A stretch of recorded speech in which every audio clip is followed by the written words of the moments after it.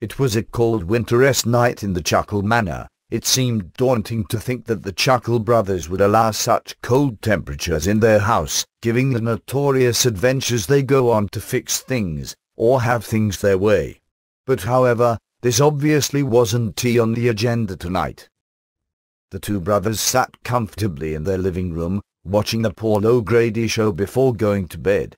It was just about to finish when Paul suggested a quick cup of tea, knowing that Barry couldn't resist the sweet temptation. Tea has always been Barry's favorite. Some even suggest that it's his secret fetish. 2 fine sips send a rush of thick blood to his pulsating rod, sending it into a throbbing frenzy, unloading a punishing load.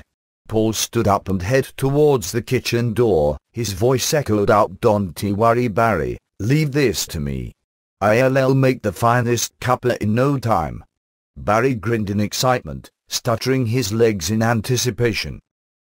Paul began to make the cup of tea. He followed out the basic Chuckle Brothers method of creating drinks, but with a saucy twist. He whipped his penis out, smashing it on the kitchen counter in excitement. It throbbed with fury and began to grow larger. He gained a sudden urge to spike Barry's drink with his furious load. However, something wasn't right. He needed a helping hand. In a dash, Paul summoned his wife up from the sex dungeon and bent her over, proceeding to remove her underwear and give her a cheeky spank.